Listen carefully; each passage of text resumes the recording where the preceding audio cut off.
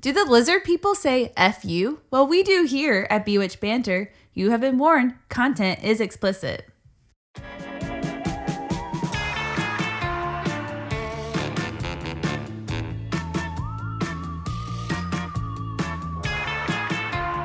And you're listening to Bewitched Banter.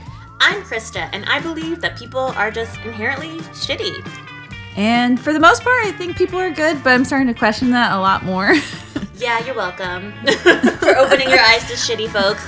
And ironically, even though shit people are naturally not good in my eyes, I really do believe in all things spiritual and religious and, metaphysical stuff. Magical, cool stuff.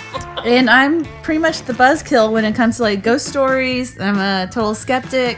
She never saw a ghost, neither did I, thank God. But here we are talking about ghosts today. And that reminds me, I totally got sidetracked. I was going to bring this up in our earlier episode, that I have a perfect porn name for Babadook. Babadook. Don't you think that'd be great?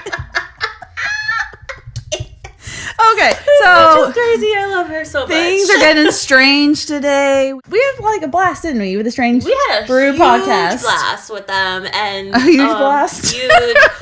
I was blasted. I'm trying to get in your blasted. Cut that out. We are not cutting that, but anyway.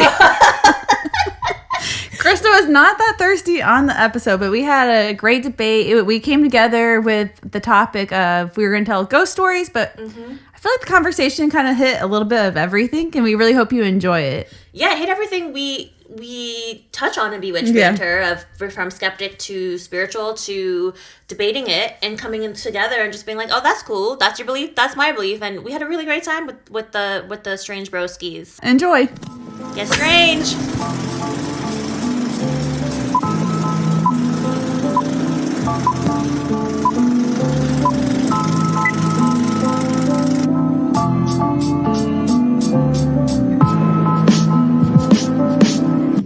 What's going on, everybody out there? Welcome to Strange Brew. What's happening?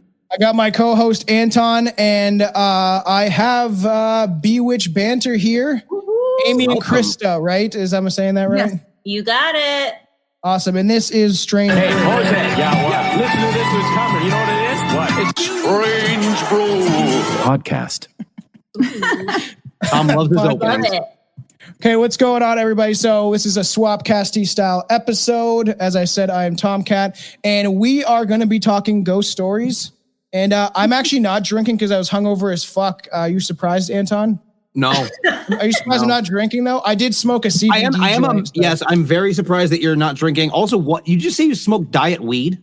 I said CBD. Yeah, you smoke diet weed. Diet weed. I guess it is diet weed. I got the.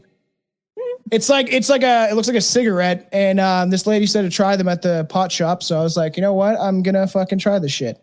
Well, maybe if diet weed could be a thing where you don't get the munchies, that would be pretty badass. Yeah, exactly. Right. I'd be down with that. Yeah. Every time I hit the bong, I just want to eat a whole bag of chips. Oh, same. That's half the fun for me. Pizza. I mean, that's chips. I want the whole meal. I want French fries. That's oh my God, same. So I guess for your listeners, we kind of do everything strange is the whole point of the show is we drink, we smoke up, and we talk about everything and anything strange from, true crime to paranormal to serial killers and all that, cryptids, all that type of fun jazz. Mm-hmm. And you guys kind of do the same. So when you guys want to describe how you guys do things, what you're all about? Yeah. I mean, I'm the skeptic in house for sure. I don't believe in any of the paranormal. I would say I probably am an atheist. So, and we try to dive more into the history of how things became. So how did psychics actually become a thing?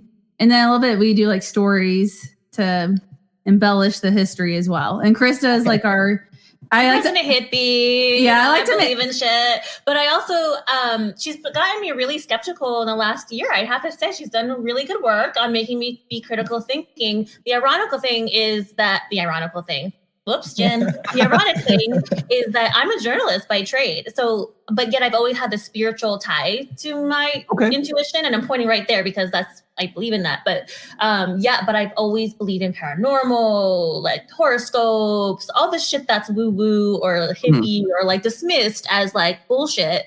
I believe that there's a certain population of human beings on this planet that do have special abilities and gifts. And I certainly believe in ghosts. We talked about this yesterday. I am not giving that shit up. I believe in it forever.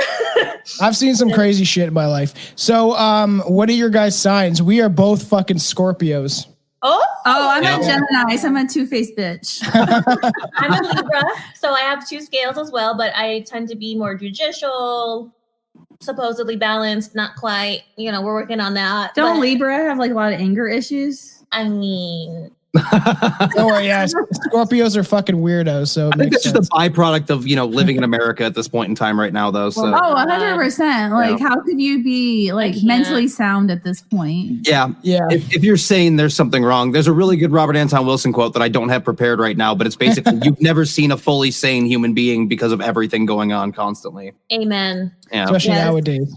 Yeah. So you've never had any ghost experiences, anything like that? Never seen anything strange or out of the unusual? Nothing. I was like, my entire family's atheist too. So are you guys like, I always wonder if people lean more paranormal if they have a religious background, even if you're still not religious.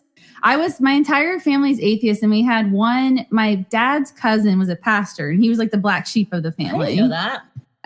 Really? Yeah, my whole family's from England, so it's much more common not to be religious there. Right. Yeah, so I was never raised in a church. I went with friends. I got creeped out. I remember I went one time and someone was like talking in tongues, and I was terrified, literally. And I was like, for a while I believed it. Like I even tried to save myself at one point, and then I tried to save my dogs. I'm like, oh, my parents aren't coming with me. And then I was like 10, and then I stopped believing in all that stuff. I have a pretty heavy background in being raised in the church. My grandparents were Northern Baptist, or are Northern Baptist. Ask what sect? I was Roman Catholic. Okay. So. I attended a Catholic school for like a month. But I started the first 3 years of school that I went to were all in a Christian academy, basically. But ever since, even since I was a little kid, I half bought it. Had a bunch of shit with my mother being absolutely insane and getting into end of days shit and just terrifying me as a child. Did you have house prep stuff? Did you have? No, they weren't preppers. She was a lazy doomsday person. Shit's coming, but I'm too lazy to do anything about it. Fucking figure it out, kid. Yeah, just shit's coming, but Jesus is gonna take care of it, so it's fine. It's that's good, cool, that works. Great, Mom. Yeah. I've been more or less just a staunch atheist since early adolescence. I fell out of, being a queer youth and shit and being in a church is this isn't for me. Yeah, I can see that for sure. Yeah.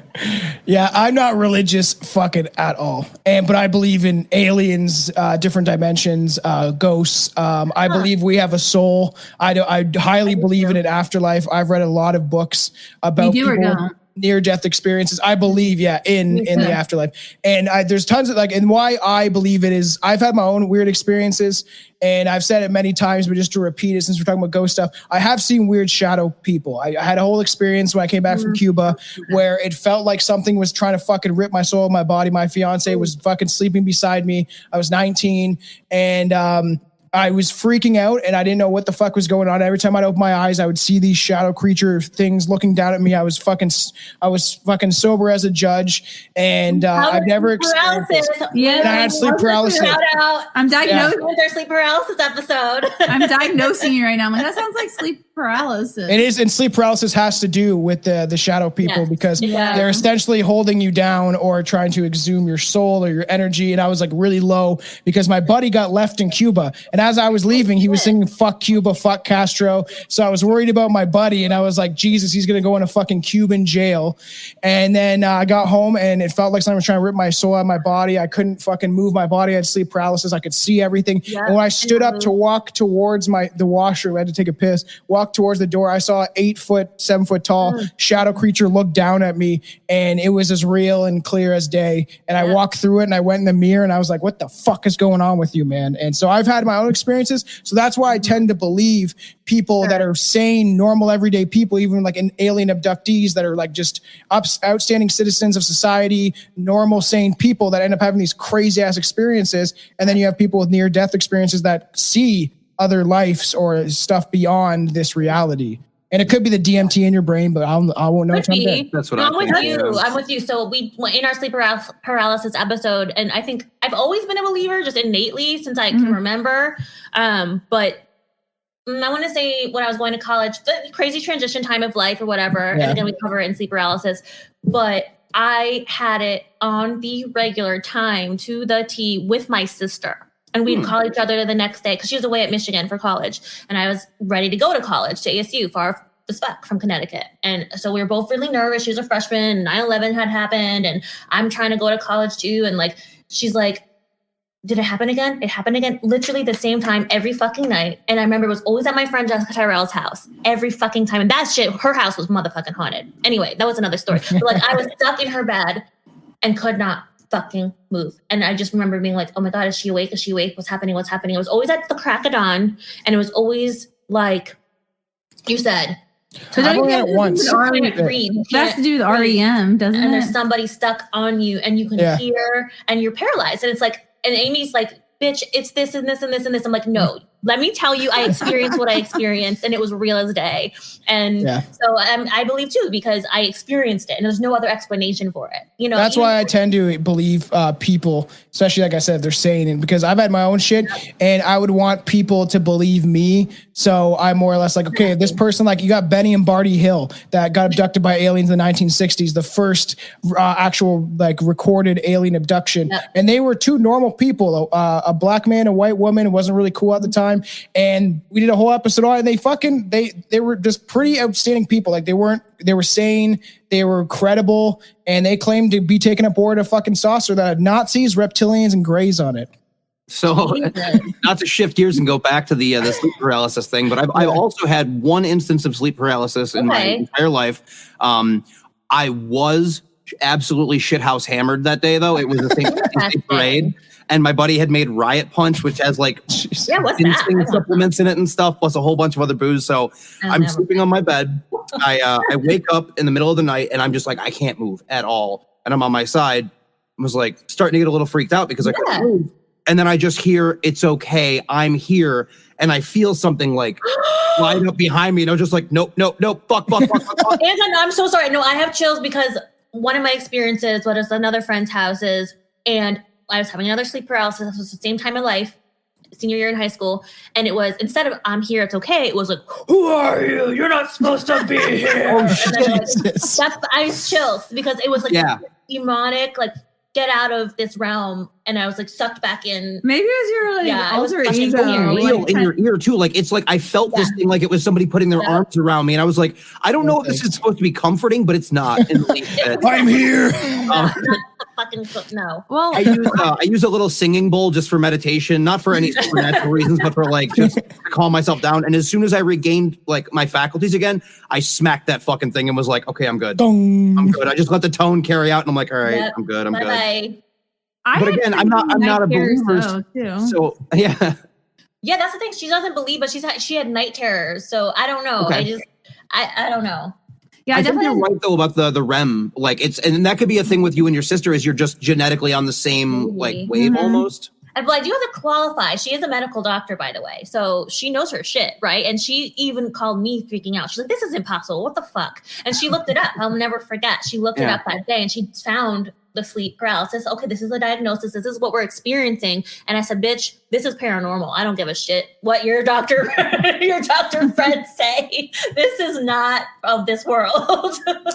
But I fully believe we don't understand our brains completely. Doesn't matter like how much technology or like science, like we'll never fully grasp like how our brain works. So I don't believe you guys didn't see these things, but I think it's your brain playing tricks on you.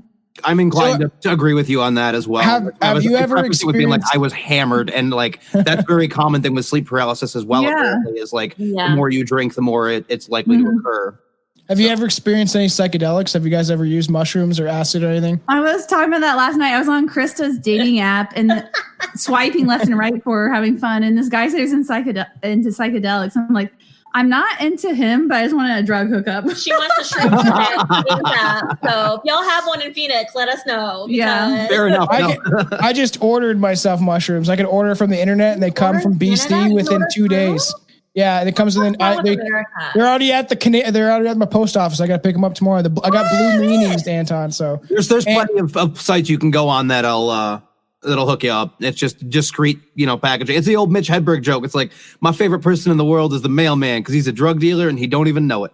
Oh my God, Mitch Hedberg, that's a throwback. Good one. Mm-hmm. Yeah, I'm a big fan of psychedelics, and I do believe that you can use them to tap into a subconscious state and probably see things that are like, I had a friend that was schizophrenic when I was growing up, and we'll get in eventually about Ouija boards and stuff like that. And he was older. I met him through I went to this fucking counseling shit because I was a piece of shit kid, and so he showed me how to use the Ouija board and to make a Ouija board from scratch. And I was like 11, 12, and then my grandma gave me one eventually. Now I have 3. One's fucking behind me. And then, and I always believed that he was just seeing and hearing shit that I couldn't see, because he'd walk past churches and hear screaming. He swore that there was a spirit living in his house that would choke him in the middle of the fucking night. Oh, and he would wake up with hands around his throat and stuff like that. And I believed that his brain was just wired differently. That was his reality. Yeah. Or maybe he was able to see things that I couldn't see. Because either way, we see 10% of visual reality. We can't see much. We don't see ultraviolet, gamma rays, all that stuff. So there is that idea that there's something beyond the fringes of our reality that we'll never understand. I'll never say it's not possible, but I will definitely say that's implausible in my opinion. But I mean, you're implausible. I agree on that. Okay, so here's my thing about ghosts. To bring it back to today's topic, if we go scientific, and I've said this 1,000 times, Amy, but if we go scientific, energy and matter cannot be created and or destroyed, right? Yes. How the fuck, when we die, are we then destroyed and nothing? I have a response for that, actually, because I used to think the same thing. So energy cannot be created nor destroyed. It can only change forms, right? Yeah. So when you die, your body begins to break down in chemical reactions. It is the energy slowly dissipating and becoming different things. Your energy is becoming gas, which goes into the soil. Then you get nitrogen in that. Then you have, it becomes grass at one point in time. Something eats that grass. Then it just slowly dissipates and spreads out. Okay, but yeah, I like this. That's ignoring. She's like, clap back, bitch. I got someone on my team finally.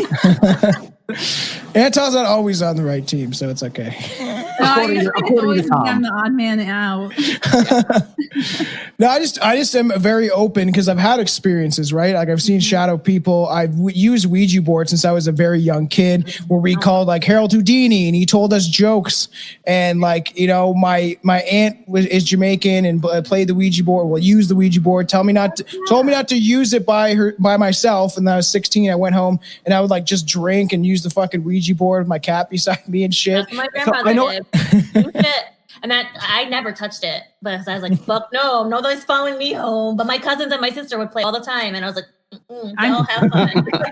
So I've given you shit for this before, Tom, but you guys contacted Harry Houdini. Yeah. So it probably wasn't him. He had no intention of ever contacting his wife, who did it every single year on his birthday to try and prove it. But a couple of pissant teenagers, he's like, yeah, I'm gonna go talk to them. I said that we thought that we were talking to him, and we were stupid, dumb kids. But as I used the Ouija board more often and started to read books and understand the paranormal side of shit, I started to realize that whatever I'm talking to could be very well my subconscious.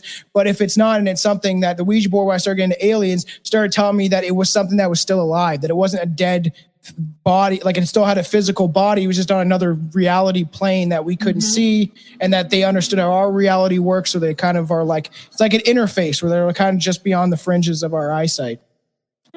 Yeah. What I'm thinking. Harry Houdini's leave me the fuck alone.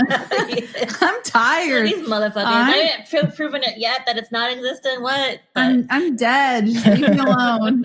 We called Tupac, but Tupac's probably in Cuba, so it's. That's right. You saw him in Cuba. You didn't do the South Park Biggie Smalls in front of the mirrr? Oh my God, so Bloody Mary but Biggie. Yeah. That's funny. I haven't seen that shit. I love that Halloween episode. Actually, Bloody Mary is another childhood classic that also scared me shitless. and I never did it because I was such a believer. Just again, we used to do Candyman, which is so fucking stupid. We're like 10, we do like Candyman, and it's just like it's a movie. So me and my buddy like kind of believed it and started doing it in the mirror, and fucking scare the shit out of each other. And it's like so stupid. It's a movie, man. So stupid, but scary nonetheless because of your brain, right? This is the scientific piece I did study, where like you matrix shit in the mirror, and so you make what you want to see. But try doing psychedelics and staring at yourself in the mirror. It is the fucking craziest shit in the entire world. Or looking at your phone. Yeah, the phone is trippy, but man, I stared at myself for a good like 15 minutes, and my girlfriend was like, "What are you doing up there?" And I was like, "I just want to look at myself for a while." Were you impressed? Were you like, "Oh, I look good"? Oh, no, I look like a fucking reptilian. Like I started to split and shit, and like all these geometric patterns in my eyes look like cat's eyes. It was fucking nuts. See, and that goes with my whole thing of all you're doing when you're taking psychedelics is exploring your own mind. It's like I came across a video the other day on YouTube. I don't know how, but this, dude that like grew up in the church and like was really religious and stuff was like, I took psychedelic mushrooms and God told me he could kill me whenever he wanted to, and this and that. And I was like, yeah, because your brain is reinforcing your own bullshit by tripping that hard. And it's like, this is why I don't tell Christians to take psychedelics. I'm like, no, we're just going to get crazier. Jesus Christ. Big bearded man shows up. It's like, I could kill you at any time. We interviewed a gal yesterday in the Mormon church. How was it for you growing up Baptist? Oh God. I had to he grew up underneath a priest so much shit from my own brain because it was like my grandparents were Baptist and then my mom's parents were like super weird Reformed Lutherans because my grandfather was actually like Reformed Jewish because my family lived in Russia. And then it was like, oh shit, they're trying to kill us. Then they ran to Germany and they're like, oh fuck, we gotta leave. And then they got to Canada, and when they immigrated, we changed from Jewish to like Protestant. Like in the span of one boat trip. It was like, no, we're not doing that anymore. We're done. Wow. Yeah. And then my dad was Pentecostal as well as like weird, like everybody was weird apocalyptic Christians except for my mom's parents. No. And you're lazy doomsday prepper. I like it. The world's ending, but I couldn't give a shit to do pretty anything. Much.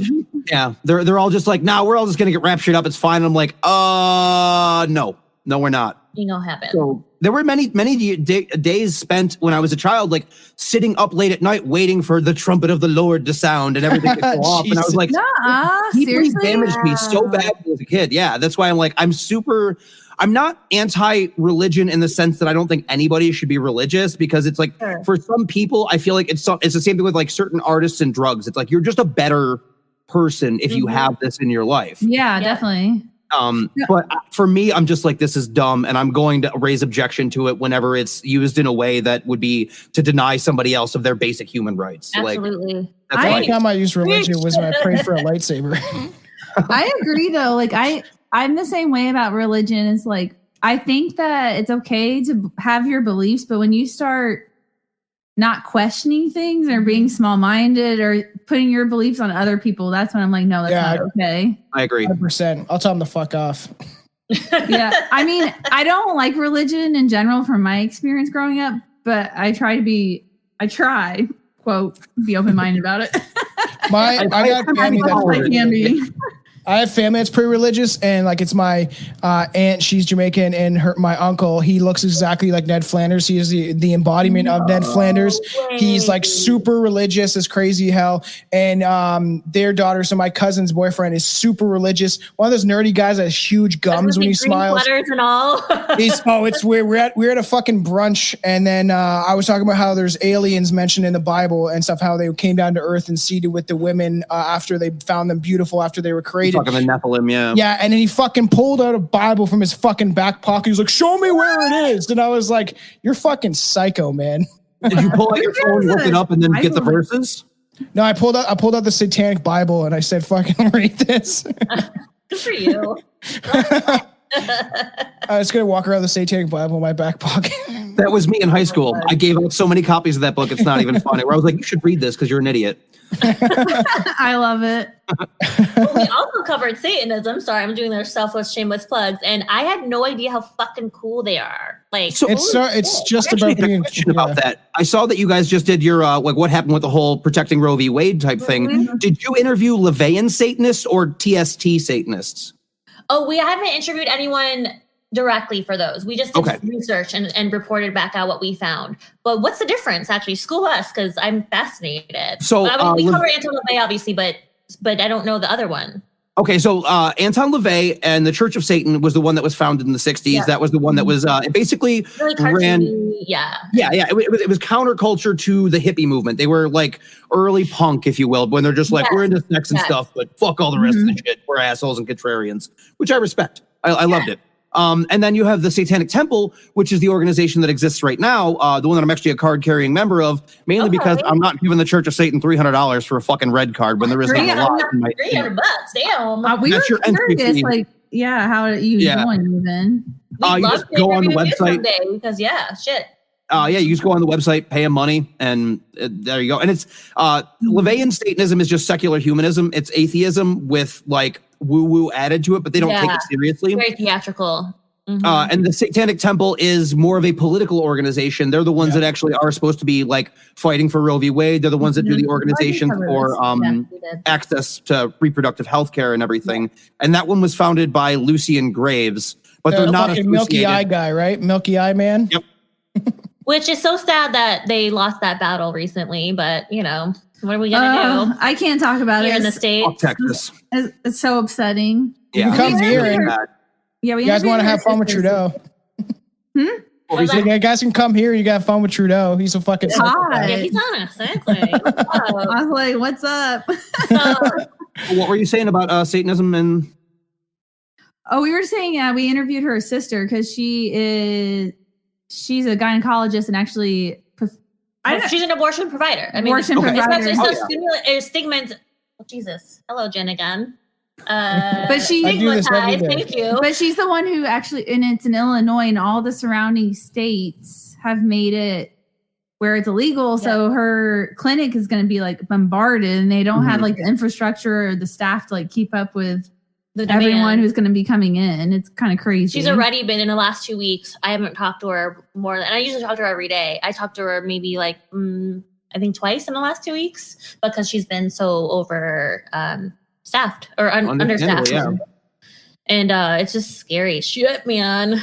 So it's horrible. Satanists, what's happening? We need that. And like, yes, exactly. Like coming from, again, like journalism background, First Amendment to me is everything. And how the fuck are these people going to come in and use religion as a means to control anyone's body? Women are not. And it's about anyone's voice, anyone's body. Yeah. It is crazy. It's crazy because those are the same people that are like, no, the Constitution says this and the Constitution says that. It's like, you are ignoring like the biggest fucking part of it, which is there is no state religion. Keep your fucking beliefs to yourself and out of the process of lawmaking. Yeah, and I don't know how political you guys are, but I just find it comical that there is a lot of people being like, "Oh, my body, my choice" when it comes to abortion, but not vaccines, and that's what. Yes, that's what I was like. That's my point. I'm like, so how the fuck are you going to say "my body, my choice" when masks happen? Oh, but when it comes to a woman's choice. Okay. Well, my friend even had a really good point because he's vegan, and he was like, "Well, they're so worried about this cluster of cells, but then they go home and eat a huge steak." Yeah, I'm not saying I'm vegan, but I'm just like, it was a good point though. It's like this little cluster of cells has like a grip hold on them for no fucking reason, and then it's like, but when when they're born, it's like, well, fuck you. You want help? Yeah. Well, I do believe you can be healthier. They only care about it. They only care about it until it becomes a human being, and then it's like, oh, yeah, fuck off. We're done. We don't need you anymore. Yeah. It's atrocious. It's absolutely fucking horrific. Yeah. I think though once you're onto your like fourth one, that you should probably get a condom. You think maybe a vasectomy? I don't know. Try the pull-out method. Don't say that. Don't say that. That's my buddy Billy's method is, and I'm like, no, man, you're gonna get someone pregnant because I've been doing it. Just been doing the pull-out, the old pull-out for like 10 years, and I'm pretty good. She's married. Let's qualify. Not that it matters if you're doing the pull-out method or not if you're married, but I'm like, girl. I feel like it's still matters pregnant when I was 13. Like, just don't, You're risking it each time, but whatever. That's true. Risk it for the biscuit, they say. All right, we get back into ghosts. I have a story that my buddy, actually my barber fucking told me, one of my buddies, and I found it pretty interesting. And he's He's more of like he doesn't believe in all the alien shit that I do, but we talk as he cuts my hair about, the podcast, all the strange shit that's going on. He told me this story. It's pretty interesting. His buddy's had paranormal experiences his entire life, grew up in a very haunted house. And so he's got a kid now, a wife, and his kid starts seeing this figure every night. And his name, and he's like, what are you seeing? And he's like, I see the shadow of this person. And he stands at the end of my bed. And he's like, that's weird. And he's like, yeah, he just stands there. And he's like, his name is Mr. Fox. And he always makes these popping sounds. And he was like, these popping, he's like, pop, pop, and he's like, what the fuck is that? And it's really strange. So this keeps happening all the time. And he's going into the room with fucking nightmares. They think it's a nightmare. Like, hey, it's a nightmare. Go back to bed. And he keeps seeing this figure. So they're at his parents' house, the grandfather of the kid. And, they're like, he's like, yeah, he's telling him about the story. He's like, he keeps seeing this thing. It's really weird. And then he was like, what's it? Like, his name is Mr. Fox. And his dad looks at him weird, like the grandfather. And it's like, Mr. Fox. He was like, that was my father's name. That's what people used to call him. And then he was like, the popping sound is probably he's like, my father used to smoke on a corn cob pipe. And the kid was fucking seeing this shit. And it's pretty crazy because I believe that kids you reincarnate. I totally believe in reincarnation, and that the whole point of life is that you're here to learn, and you go through cycles, and you'll keep coming back. If you fucking don't learn your lesson, say you're an alcoholic, like my uncle and aunt both died of drug and alcoholic overdose, so to speak. She had a tumor. And I believe they're going to keep coming back until they learn their fucking lesson. Mm-hmm. And I believe that's the karmatic universe and how this universe works. So it is weird that and then as you come into this universe, into this physical world, you still have connections to the other side. So kids are more likely to interact and see ghosts. And then they're walking through this park, and this kid's like, watch out behind you. And there was a fucking fox following them. And then they never saw a fox or have anything experienced like that again. It stopped. Interesting. It's fucking weird. Have you guys ever seen Fantastic Mr. Fox? Yeah, I fucking love that movie. Have you seen that movie? Sorry, that's all I could think about. I was like, if he was my ghost, I wouldn't mind. That's what I was thinking when you told me the story. That movie is pure hilarious. There's that new one on Netflix called The House, and it's made by the same people, and it's really fucking creepy. It's a new Wesley. It's all these short stories, and they're all made with like the same kind of puppets, and it's the same people that created Fantastic Mr. Fox, and it's actually like fairly creepy. Okay, I'll have to watch it. Yeah, it's called The House. You should check it out. I think Anton, you like it. I love Fantastic. Well, the whole time I was like, well, Fantastic Mr. Fox was haunting me. That'd be kind of awesome. No, or that was it the possum and his fucking eyes are all fucking. Yeah, he looks like he's like all whacked out. All right, so we can get to Krista, if you have any ghost stories, and then we can talk about Anton, and then get Amy's perspective and shit like that too. Okay, so thank God I've never seen an apparition. Thank whomever, universe, because I actually put it out there. I said I have felt my family members around me that have passed countless times. I believe in that. I read cards. Tarot cards. I should be specify. And I definitely believe and always have, like I said, that family is always with you, no matter what, even in this realm or not. They're with you to support you. They're there for you. Your spiritual guides, yeah. Exactly. But I've never seen them. But I told my grandma, I said, Graham, you better never show your face ever again. I'm actually I have her necklace on me right now from Malaga, Spain, which she was very in tune with. She was a Spanish teacher. But yeah, I was like, hell no, I'm never, ever, ever. I said, you're not allowed to show yourself, okay? Like, that's it. Like, you're just not. And he's respected that because I don't think I could handle it. Like, my girlfriend's sister saw their grandfather peeking over the bed like this. Yeah, no. I said explicitly, y'all, I love you. I know you're here. I know you're watching out. I can't handle seeing you. So no, I would shit myself. I asked my grandfather to show me a sign after he died because he was like very like, oh, I'm just gonna die, go on the ground, and he hasn't shown himself yet. But I was like, I don't know if I want to see my fucking papa fucking just appear. No. I have a question though. Why, if you believe in ghosts, why do they always have to be associated with evil? Can't they just be like a friendly don't. ghost? I don't think they're always associated with evil. They're not always associated with evil. It's just darker entities.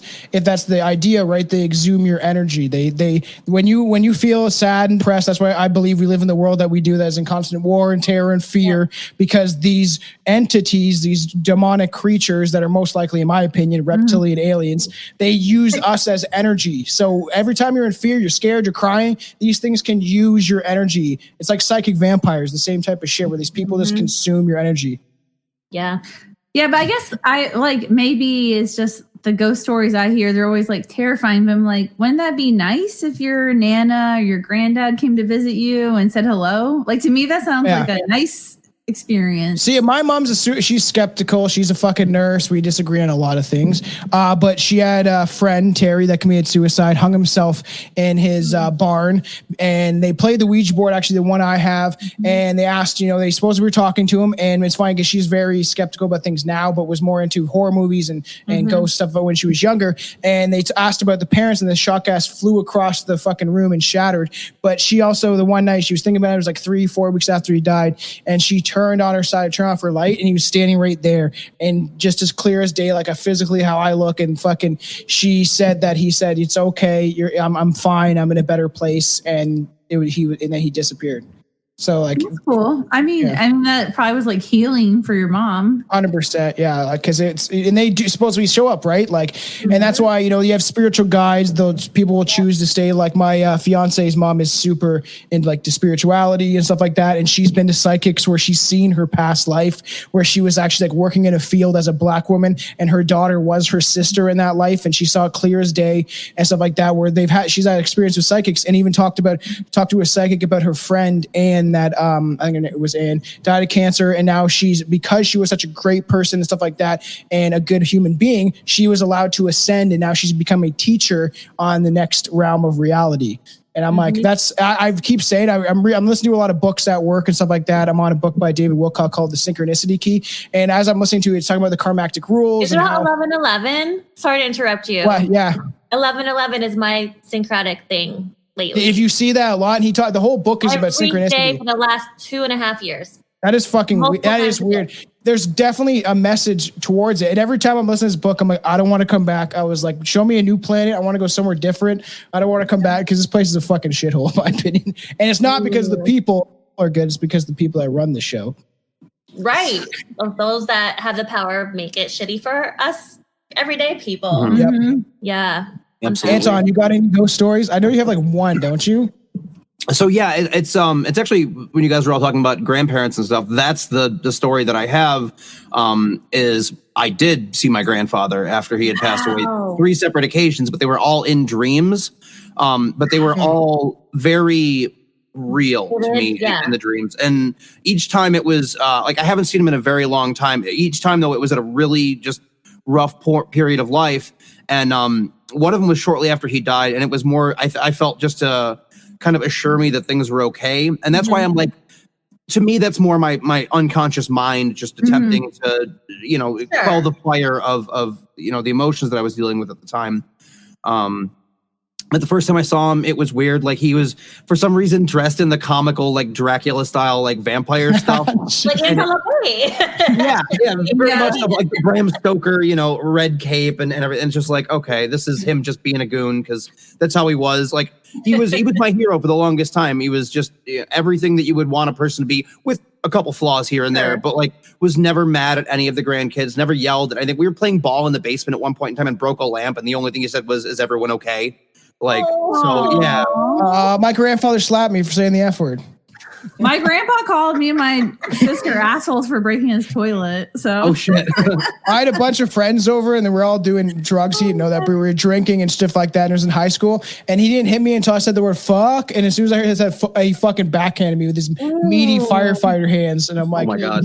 Fuck you. And I just want to say this quickly, that I had a dream about my grandfather, because talking about dreams, seeing grandfathers, and it was like dead silence, where someone was controlling my grandfather as a fucking puppet, and he was like dead. And I was like, I woke up being like, what the fuck, man? I got goosebumps on that one. That's terrible. Like, horrific.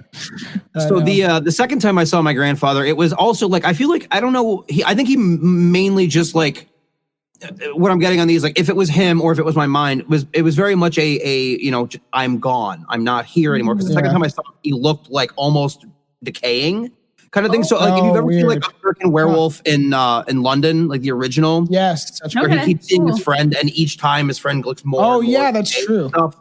If you've guys have never seen American Werewolf in London, it is definitely worth a watch. It is. She might have the English in her. I haven't. I haven't seen it. I know of it. I've never watched it. Great movie. It's worth it. It's arguably one of the greatest werewolf transformation scenes in film cinema history. Yeah. All in all, okay. Yeah, it's a John Landis film as well. But I wasn't afraid, and I wasn't sad when I saw him like that. It was very much just a calming, comforting, like, wow. Okay. And then the third time it was very, very brief. Like I saw him in passing, and then it was gone. And to me, like I said, I think that's my brain just being like, process this in your own way, in your own time, and you'll be okay. In response to the 11/11 synchronicity thing, though, so my thing with synchronicities is like I'm very not sure about it. Yes. Yeah. Because, for example, like you do see stuff like that, and then there are times where a weird synchronicity where like you're talking to one person about something, and then it comes up with another person. We're not talking like phone stuff or anything like that. We're talking like actual, but in the same time, the logical version of that is, say you get a new car, and it's a brand that you're not usually driving. You're going to notice that car everywhere now. It tells me up. Yeah. Because your brain is now looking for that. And it's like, oh, there it is. There it is. You're just much more aware of things. So I think, oops, there it is. And your brain loves pattern. Like, and human nature loves pattern. They like finding recognition and things. Even like our brain just plays so many tricks on us. It does. That'll give to y'all. But I don't know. I in our synchronicity episode actually about that 11/11, I don't consciously seek it out. Maybe, but you don't realize. Maybe subconsciously I am. You do. Scientifically, you maybe do. I am. But literally every time I just look up to, let's say, go to the bathroom. And the fact you're talking about it means you're seeking it out. Okay. It's forefront in your mind, yes. Yeah. Well, anyway, for me, it's just like, how is this happening on the daily, twice a day, and in other forms, not just the clock, but it's just bizarre. Well, like David Wilcock in this book I'm listening to he's literally proving that synchronicity exists, and he can track like where other people, because he takes his information from everyone else and then forms an opinion on it, kind of thing. And he talks about how like every 1,125 years there is the same recycled bullshit, and it happens like every 50 years. Things fucking history repeats, and it's literally like a real thing that they can track and have noticed in so many times in history. This has happened. That's why, with Rome falling, we could see America fall. Like this whole idea that things do repeat. Oh, we're crumbling. All right. All empires fall. No empire has ever withstood the test of time in its entirety. China is the longest running empire throughout history, but even that has changed so many forms in its existence. So it's like, is America most likely going to crumble? Yes. And what's probably going to happen is that it's going to become Europe Part 2. Everything is going to break off and do its own shit. The problem with that is that opens us up for invasion and other shit like that, which I don't necessarily know. Before this, hopefully. I hope so. I really do. I also have another argument about it, though, because so they said there's only the numbers 0 through 9, and they said mathematically it's implausible that you wouldn't see patterns. Like it has to happen all the time, and it's like your brain's constantly seeking patterns. So they're part of nature, though. See, I don't believe in coincidences at all. Anton does. I do not believe in anything as a coincidence. I believe everything happens for a reason. I think this is all structured. That's a person statement, I have to say. Told you she was going to give you shit. Yeah, because I've heard the whole saying, and you have to. I was saying that at one point, and my sister checked me. She goes, "That's a very privileged person thing to say. Everything happens for a reason." Because imagine the people in a third world country who are starving. They are not saying everything happens for a reason. But it's the same beef I have with it's all God's plan. It's like, so the genocide and just murder of countless, children and that are starving and dying of AIDS in Africa. That's part of the plan. Well, then God's a dick. To me, that's not everything. Like for us, even no matter where you are at life, like we have food on the table, we can have our basic needs met. So it's really easy for us to be like, oh, everything happens for a reason. But those people who are like, have had horrific things happen to them, I do not think That's for a reason.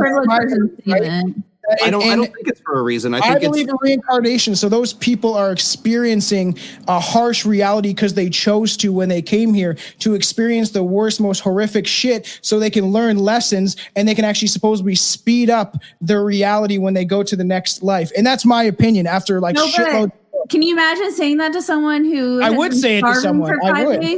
No, I would. If you I would have to slap you across the face like your grandpa. I have a problem with that. Those people don't deserve that. We're here for a reason. No, and they don't deserve it. And the thing is, our planet is fucked. Until people actually realize how crazy these people are in power and the people rise up and actually take down these governmental forms, it's never going to change. The third world could be changed within a year, but they choose not to do that because they rape the nation. They put fucking guns in children's hands and say, go at it. Like all this stuff is set up by these higher elites that are billionaires. Jeff Bezos could take quarter of his money and fix the entire third world. Easily. No, I agree with that, but I don't think it happens for a reason. I just feel like the world is unjust and some people are in a really bad hand in life. And I don't think that happens for a reason. I don't think anyone should suffer like that. I just think, unfortunately, the world, like, we have the resources to take care of those people, we just don't. And it's because the people like you, I agree with the higher up, the rich people aren't doing it, but I would never look at those people and think, oh, everything happens for a reason. I was like, hell no. It does not. That's just my opinion from all the books and stuff I've done research on, is that they're experiencing a harsh reality so they can actually speed up the process of the karmatic universe. And essentially they can ascend to a higher level of consciousness faster than we can because we didn't experience those harsh realities in life as much as them. And the thing is, if I could fix everything, I would. Don't you think that's easier for you to say from coming from a place of privilege where you're not starving? But I wasn't really that privileged. I've struggled my whole life. Maybe not as much as obviously these kids. But the thing is, if I could help everyone, I would. Privilege versus extreme trauma, Tom. And I know you and I go back and forth on this all the time where I agree with you, Amy, that like, no, I don't think that it's a first world problem to be able to be like, no, this is this and this is this. You can't tell somebody that has suffered the most traumatic abuse that they've ever had for years. They'll be like, it's okay. It's meant to make you stronger. It's no, fuck that. If you are stronger because of it, that's not necessarily a good thing. That means that you've had to adapt. And it's going to have a lot of setbacks for you. And it's like, sure, maybe in some regards, your skin is a little bit thicker for some things, but in many other regards, you're so damaged that it's going to be impossible to do certain things and to live a full life because of the shit that you've suffered. Not my belief, but that's fine. And I don't give it. I agree. And I feel like it's easy. I think it's, and I'm not trying to like harp on you, but I think it's really easy when you're not the person in that position to be like, it happens for a reason. Yeah, no, I understand. You're living that life of like starvation, not knowing when the next meal's coming, you would not be sitting there thinking this is happening for a reason. Oh no, of course I wouldn't be. But the thing is, after they don't are able to read the fucking books that I've read. They don't get the knowledge that people over here can get by choosing to pick what they pick up and learn. They have to survive each day. And in my total belief, I believe that you know when you're coming here, you know who your parents are going to be, and then it gets all erased when you're born, and then you live out this life as a cycle. And you learn as much as possible. Everyone wants to know the meaning of life. I truly believe that's the meaning of life, that you're here to learn lessons so you can go to the next life and then keep going until you come to a higher level of reality, because there's supposed to be 13 dimensions that go up. And then the higher you get, you don't need a physical body. And then you kind of become energy, essentially, and you can manipulate like anything. And human beings are easily manipulated. And the fact that the third world does exist bothers me. I just think it's fucking ridiculous that we even have that when there's people, like Jeff Bezos is like, destroy this bridge or my boat needs to go through it. And it's ridiculous that we live in that sort of reality. But I believe this reality needs to exist for souls to be able to have certain experiences that will never happen on other planets or universes, because they don't live that way, because they're not fucking heathens like we are. But I have a question. So don't you think that your upbringing and the matter of where you are at in life has made you okay with accepting that belief? Because I don't think you would have that belief if you were from a different background. But you have people born in India that believe in this stuff. I got a buddy that's he's from India. He has only been here for a couple of years, and it's really poor and bad over there. But he's like, people don't stress about stuff. Like he's like, they read books and they acknowledge they believe in reincarnation and all this stuff and that they're here for a reason. And some of them struggle horribly, but he was like, they accept kind of their fate. So there is people out there that do have that perspective. So that's agree, cultural. but I think that, sorry, I didn't mean to interrupt you, but Go ahead. I feel like it's very easy to shape your beliefs on what you were given in life, and you were given a life where you don't have to question those things. And so it's easier for you to buy in that. And that's probably shaped your beliefs, where other people in that position, their beliefs would be totally different. And I think that's where, like, sometimes you have to take a outside stance and look at it and be like, am I believing this because I was given this hand in life? Because I feel like you would, if, let's say we could displace you and put you in another place where you didn't have those privileges, you probably would believe something completely different. Could you agree with that?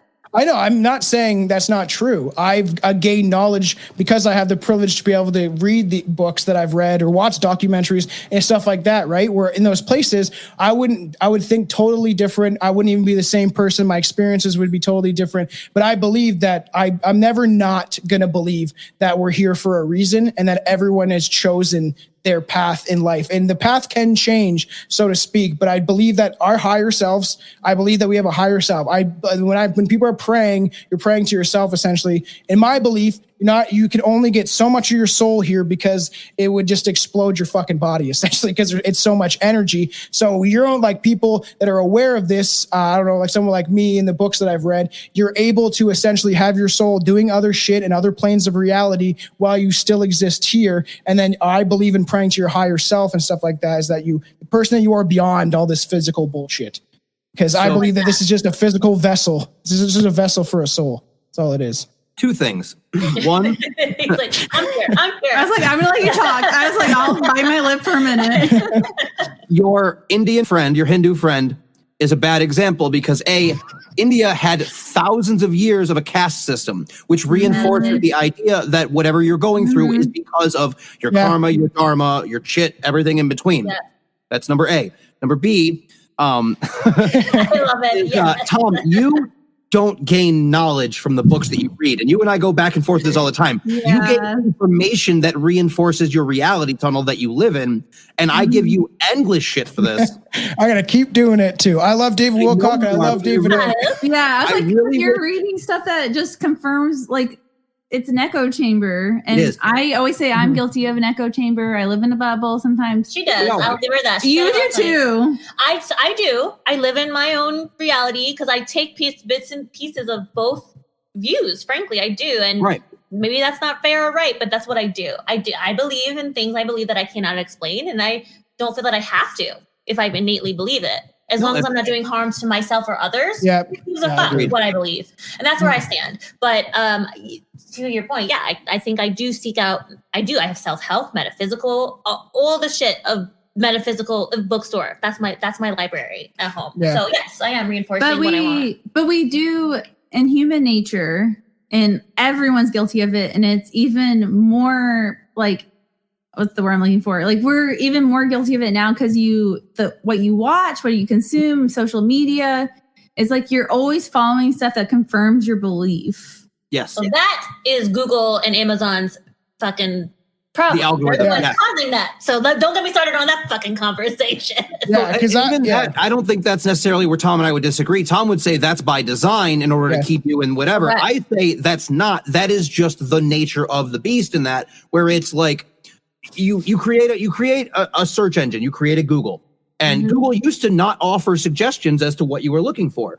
But because now it's not a page that you just go to, it's one that you sign into and it logs all this information. It's like, oh, I'm going to guess based on your past searches what you're looking for. So when you go to look for something, it's going to take you to the areas where it thinks you want to go. So you're not getting this broad spectrum of paid you're getting an algorithmic, pick for what they think that you want to see. So then you can't, that's why you can't tell somebody like, oh, I just Googled this and I found this stuff, because they're going to get taken down a separate tunnel from you based on what it is that they look at. And that is inherently the problem with news media. Thank you. Yeah. Thank you. I study this a lot and I teach this. And you hit on something to my soul, which is which is exactly that, where this echo chamber of information, what is the truth? What is true north now? Nobody fucking knows because it's only their truth. And that's really problematic. And so I think people like myself who have sought out the other realms and Tom, we're seeking other answers because we have been given this crazy shit show. I mean, people are hurting, obviously. Look at the shootings. Look at all the shit going down every fucking day. And like we are in pain and we have no time or space or energy to heal or even process what the fuck just happened to the next tragedy or tragedy. And so I think a lot of people have like myself included, again, gone to meditation, metaphysical answers, because what the fuck else can there be? There has to be something better. There has to be. Like, and that's maybe my own confirmation bias, but like, there's no fucking way I'm willing to settle for that. This is just the way it is. And I agree with that. Way. And I have massive empathy for people. That's why, obviously, it's my belief that things happen for a reason. It is not everyone's opinion. That's just something I've formed after the research that I've done. And I read books and stuff like that maybe confirm what I believe and stuff like that because I want to learn more. But the thing is, I've seen weird shit. I've had weirdest ass experiences in my life that cannot be explained by rational fucking scientific bullshit. It can't be. So I look to things like, David Wilcock, who takes things from everywhere and says, this is why this is happening because it's all connected through this. And I can prove it by showing you this. And that's how these things go. The fact that there is people that have been like, even David Icke, someone who brought the reptilian stuff to light. He may not be right about everything, but he was right about a lot of shit. He was right about Jimmy Savile, who was a pedophile. Everyone was right about Jimmy Savile, though. People that shit was. I just watched that documentary. I don't know who that is. Not cute. I do have one question do reptilians turn you on? That's what I want to know. No, not at all. No. You're like, you get wet hearing about a reptile. That's what I want to know. No. Supposedly they think we're disgusting as we would think they're disgusting. I just have a belief that there's things evil and there's things that are essentially demonic, and that if we came from the fucking simian ancestors that they claim that we did, that it would be quite plausible that something else could come into a humanoid form. The most ignorant thought that an intelligent person can think is that we're the only fucking things in the universe, beings, intelligent, talking, walking beings. It is extremely ignorant to think that there's not something out there. I think the more we learn about animals and stuff too, we're learning that there's just a communication barrier with a lot of them. Like they're and they all connect too. We are in many ways. I believe that they use like psychic sort of abilities. Like I think animals less psychic and it's more nonverbal cues. Yeah, I think it's it's just like a communication we don't understand. Yeah, they for said sure. Dogs can like decipher 60 different facial expressions. That's fucking crazy. Plus sense sounds, different things that we can't see. There's so many other like points of information that other animals receive that we don't see. It goes back to the whole, using certain aspects of our brain and our, don't have the ability to see. Like, what was the animal that can see in ultraviolet or something like that? Like, I don't remember. Right? Or cats or bats? Yeah, something like that. Yeah. Like jellyfish too. So I believe it. Yeah, cats suck. No, look at dolphins. Dolphins know they can rape each other. Like they. And dolphins are fucking nasty. It's fucked. They fuck. Tom, when's the last time you went to a primate house at the zoo? Fuck. How long has it been since you've been to the zoo? Maybe like 5-6 years, maybe. Okay, next time you go to the zoo, I can't go to the Toronto Zoo anymore. I'm not shotted up. Go to the primate house next time you go to the zoo and just sit there and observe them for fucking 10 minutes and tell me you're not like off, man. That's what they are mostly doing is fucking jerking off. Yeah, that's what if aliens are observing you, that's what they're seeing too. So that's true. It's very true. I'm like confirmed that Tom wants a reptilian in his life. I'm not a furry. That's his type. I want a Palladian. That's what I want. What's that? They're like a Nordic race of beings and stuff like that. Blonde hair, blue eyed. It's what Hitler believed in because and it's not. Don't say Hitler. Go to Blavatsky. Yeah, Madame Blavatsky. But essentially, it's the race of beings, and it doesn't have to actually do with Hitler. It existed before him, and it's just they're like how different aliens exist, and they're blonde haired, blue eyed, like the most beautiful creatures supposed to be in the universe, and they're like the good guys.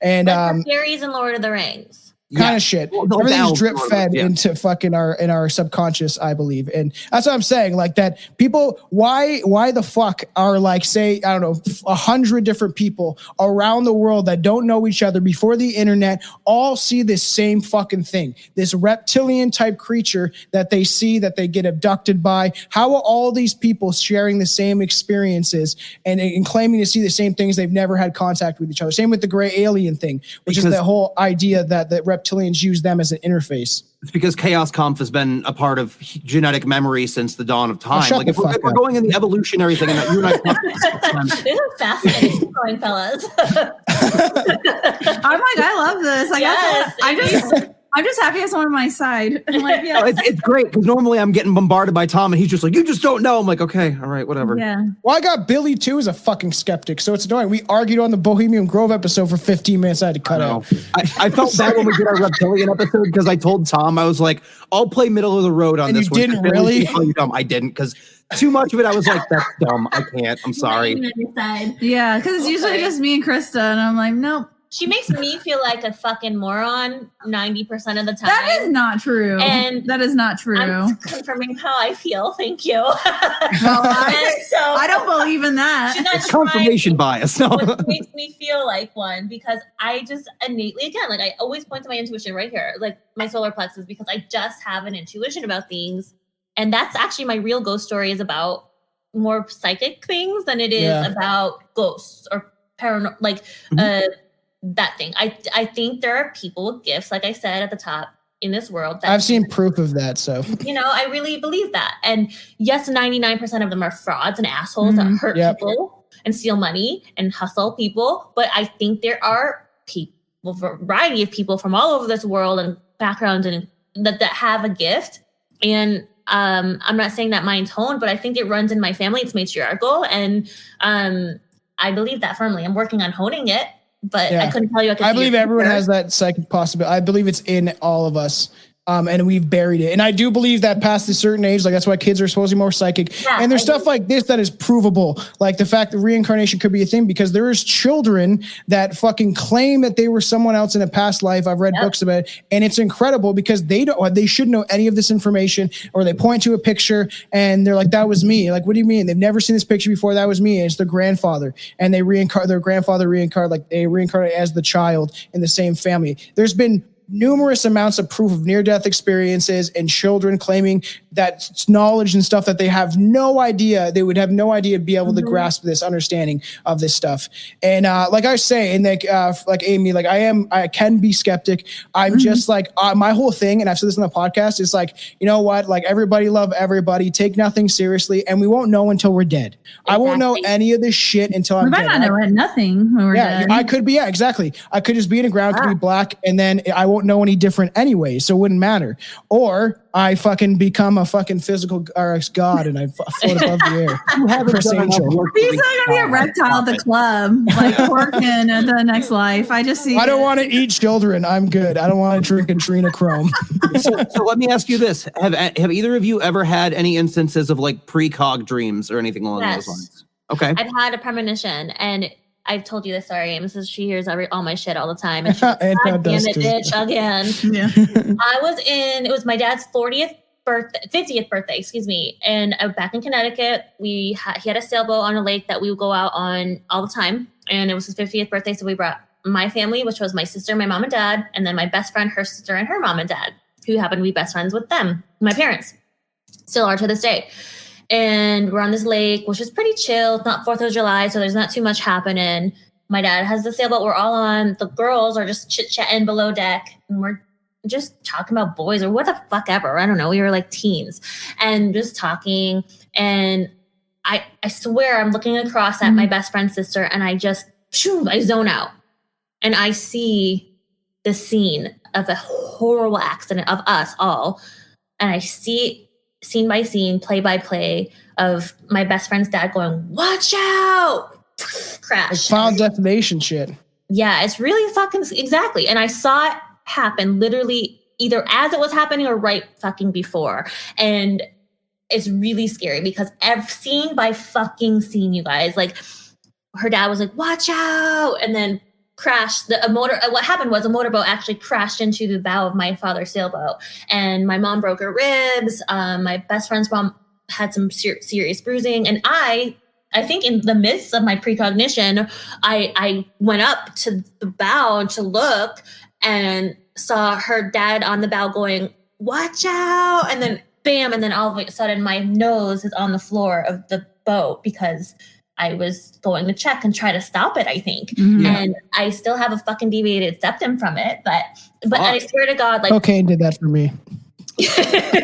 No, but like scene by scene, like I saw it happening and then it happened exactly how I outer body. That's like outer body shit. It was just like woof. Oh my God. And then it happened. And then next thing you know, I'm in the floor and then I'm on a fucking stretcher with EMTs. On the and like that's also a weird thing is astral projection, which we've done a whole episode about, is like I've tried for a long time, but I'm always scared. I freak myself out. You can essentially set your body into meditation where you're able to leave your body, and thousands and millions of people have experienced this. And you see the ether cord through your chest.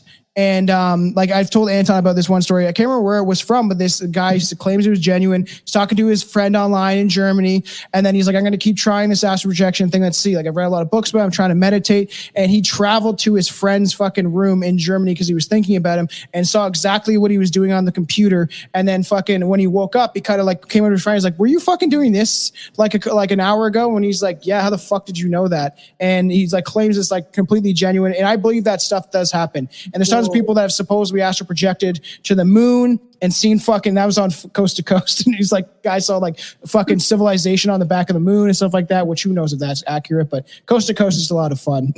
Yeah, Coast to Coast was awesome to grow up listening to. I've also had a few instances that I can't explain with precog dreams.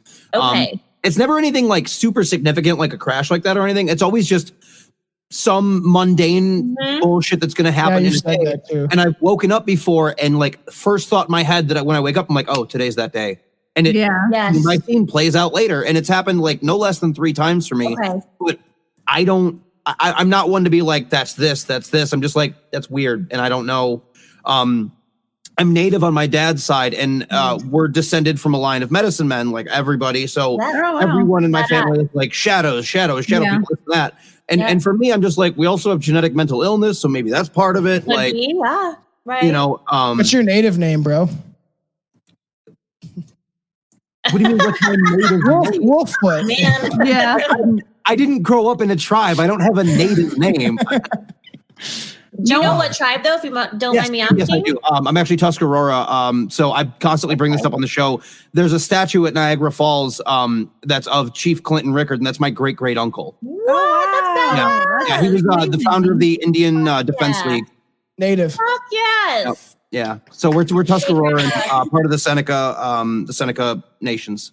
Okay, very cool. Wow, very cool. I always scream at Anton for using the word Indian, and then he screams, "I am Indian." Yeah. So you can use it. It's exclusive. And then that's a picture of my grandfather, my great grandfather. Oh wow! Oh my God, that's amazing. So That's crazy. incredible. That's why we've done like episodes on like indigenous folklore and stuff like that, and it's fucking crazy. It's amazing. Like there's some crazy fucking up. shit. They know what's up, and it's like Skinwalker, like whitewashed. All that knowledge is lost, and I think that's the problem that we're having right now. Yeah. In a very nutshell, I think our Western quote unquote culture cannot keep up with the deep knowledge and tradition and richness that people had to the land. We don't have that. That's connected to nature. I believe if we could live in a utopia, if everyone was connected to nature and cared about each other, we wouldn't have things like the third world. It's like Africa. Supposedly Africa could feed the amount of vegetation that there could feed like the entire world, but it's like one of the poorest places. It's fucking ridiculous that even exists, right? It's just disgusting, and I don't know if there's an answer or a solution now. Are we too far in? I hope not. I want to. No, you fucking send Jeff Bezos, Bill Gates, fucking Justin Trudeau, Joe Biden all on a rocket. They can go fucking find out if the Earth is flat. I say cancel billionaires. That's my cancel billionaires. That might be a start. Fuck yeah. Yeah, it's crazy. I just think people get so repressed, and like if your basic needs aren't being met, no wonder you're so angry about life. Yeah. Like if you, Amen. yeah. So I just, Yeah, I know. And it's a hard topic, especially what's going on now. I believe like they want to keep us so down and low, right? So like you can never formulate a plan on how to actually take down the government or at least fix it because you're too worried trying to get to your paycheck. And they want us living that way. So we never actually figure out how the fuck to, and now it's like governments don't run the world, billionaires do. And then they dictate. Yes. Oh, corporations and millionaires. Yeah. It's fucking crazy. And to bring it to start bringing it to a close, do you guys have any favorite like ghost movies out of like all of us? Like obviously The Conjuring is pretty good. I've always brought up the Changeling. The original movie is very creepy. That's why Anton, if you got one, if you guys got one, let's see if which of your ghost movies is. Well, you said one of my favorites. You already said Changeling. So Changeling, yeah. I gotta go with The Conjuring too, and I know that they were found out as frauds, but the Warrens are from Connecticut. Woo, woo, shout out. And I eventually want to do an episode about them because they probably lied a lot. I'm gonna talk shit. I'm sad about that they got found out because I really wanted to believe them so hard, but I've seen some shit in those fucking Connecticut woods. Let me tell you what, there's some Revolutionary soldiers still around. Okay, those motherfuckers are still around. So Conjuring. My favorite, and I'm kind of sad because I thought it was amazing and I kind of revisited it. Is more from my childhood and it's not as good as I remember. But What Lies Beneath? Do you guys remember that movie? That was so scary. Is that the bathtub, right? And yes. Okay. Yeah, there's always those movies. Right? Yeah, there's always those movies you want to go back to, and you're like, "Fuck, it wasn't that great." No, it was incredible when I saw. Like, I remember going to see with my mom, and I couldn't like. We both were closing our eyes. We're like, "Is it okay to look? Is it okay to look?" And then I watched it now, and it's kind of cheesy. It didn't date very well, but that's still my original favorite. Hell yeah. There's plenty. Like me and Anton are big horror fans and stuff like that, obviously. And I love horror movies and being scared without about like dying. I'm not gonna die watching these movies. Like I like that. I like that feeling of being frightened, but being able to control it. Like I don't like heights because if I slip, I'm gonna fucking die. Yeah. I'm really bad with heights as well. Yeah. But yeah, horror for me is that whole, well, at least it was when I was younger, which is like chasing the fear almost. Like it's like almost like a drug. Because I used to be able to just walk through the horror section of whatever movie store and look at covers of VHS and be like, nope, I'm not sleeping. Yeah. And I would never really watch anything beyond like X-Files or like Tales from the Crypt or Monsters or. Got me on some shit. I think that's another part of why I believe too. My dad and I used to watch that shit when I was real little. I was too little to watch that shit, but he made me watch it with him. And I started rewatching it last summer and I was like, this is so bad, but I love it. Like the 90s shit. I'm like, I can't stop watching. It's like Ghost Adventures. I watch it, but I fucking hate Zach Bagans. I watch so many ghost shows. It's not even funny. My in-laws met and have a picture with him. They just met him recently. Zach Bagans? Oh my God. Yeah. Tell me this. Yeah, they went to Vegas, him and Andy. She knows I kind of secretly love Zach Bagans, even though and he's a fucking douchebag, obviously. But you didn't tell me this? Yeah, they went to the museum and got a picture with him. Oh my God.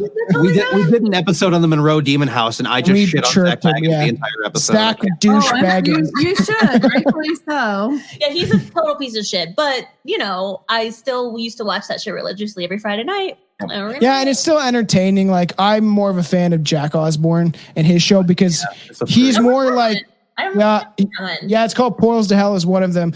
And me and Anton were talking about how he just did a whole thing about Bigfoot with Jason Mewes from like Jay and Silent Bob and Clerks and shit. And it was very funny. Last night.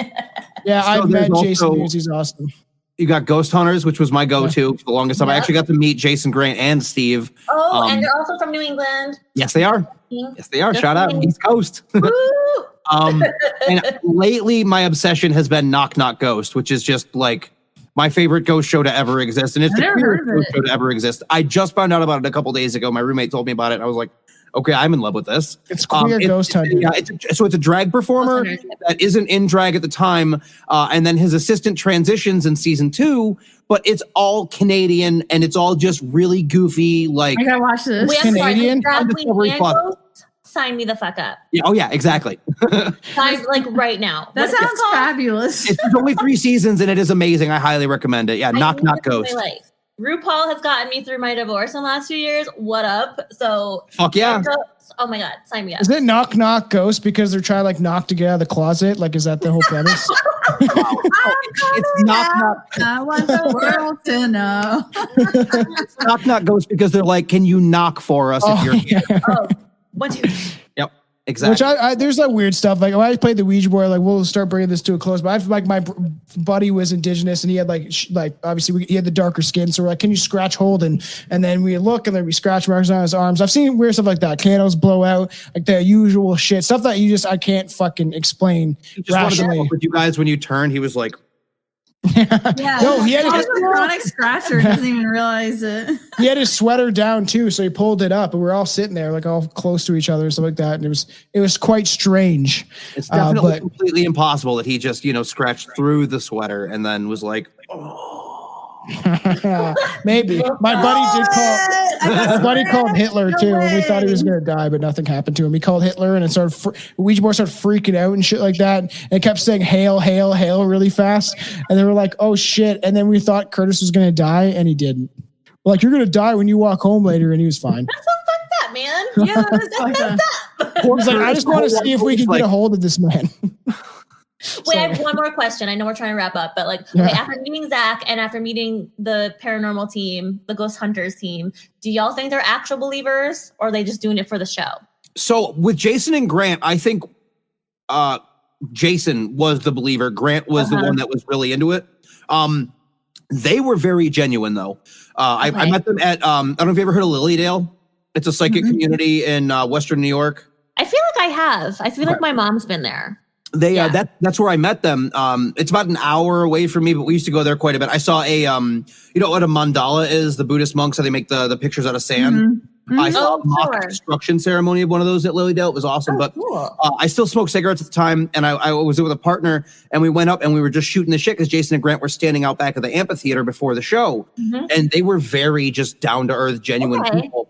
Plus, they were always the ones that are like, if we can disprove it, we're gonna disprove it. And we're doing our job. Yeah, exactly. And well, I think Ghost Adventures throw shit. They went in from a, the Sherlock Holmes, whatever, when you've eliminated the impossible, whatever remains, no matter how unlikely, it must be the truth. True. Yeah. And they never had anything really paranormal either. It was always just like the build up and the production was really well done. Where, like, as you were probably going to say, Tom, like Zach is like, whoa. It's always good. I was making fun because he's like, I don't know why, but I just feel really aggressive right now. I'm horny right now. Oh, this ghost is gonna fuck me. Yeah, it's fucking weird. And I'm like, bro, like there's thirsty ghost out there. Yeah, and it's always him where he's like, I'm angry, I need to calm down. And it's just like, and they're supposed to be staff or whatever, their production assistants have like thrown stuff. But the thing is, like, I have a ghost fucking detecting kit, and oh my god, I want to do it. And it's got like when he comes down to the States, is we're gonna do a ghost hunting tour for our Patreon and shit. Yeah, once I get across the border. Can we invite ourselves? Yeah. Come on, we want to do a whole ghost thing recorded for Patreon, for all the Patreon listeners and stuff like that. And it is so. And there's like, I just find that kind of like Zach just goes overboard and shit like that. But I have like the ghost box, and it scans your radio frequencies extremely fast, like one per second or whatever like that. So it's impossible for it to overlay supposedly. And my mom was making fun of me because I was using it in the house. I was like, can you say my name? And she's like, say my name, and like joking with me. And I heard it say my name 3 times in the same female voice. It was like, Thomas. And it was like the exact same tone. And I was like, that's fucking weird. Ooh, I have Lucy's on that. Have you ever seen that? It's a clip that's going around the internet, and it's like, here are the 2 words that you will hear in this sound bite, but you'll only hear them when you're thinking about them. Yeah, I can see that. Yeah, possibly. Yeah, or again, the confirmation bias where you're thinking about the song and you turn the radio on and it happens to be on. Yes. Yeah, it's because it's pop culture. It's top 40. But radio stations play the same 40 songs over. Exactly. Yeah. Anton, you will be raped by reptilians, so don't worry.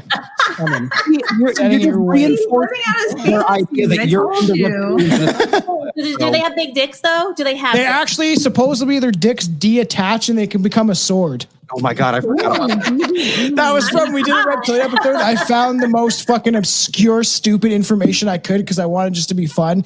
And one of the things that I found was supposedly, it's probably not true, but the females have a dentia, is what it's called, like a teeth vagina. And it's because they had to develop it because supposedly rape was horrible, and the men would rape all the pubescent fucking reptilians. So they grow these things in their vagina so they could chop off their dick. And then supposedly it says the fucking reptilians have a fucking sword for it. But if they can remove their dick, what would be the point of chopping it off? I don't understand that one. That was from the psychic chick. Anton, great question. Should we end on that note? I didn't say it was real. I said it was funny. Okay, I'm glad there's a clarification on that one. So you guys shout out your stuff. We'll shout out ours, and then we'll bring it to a close. All right.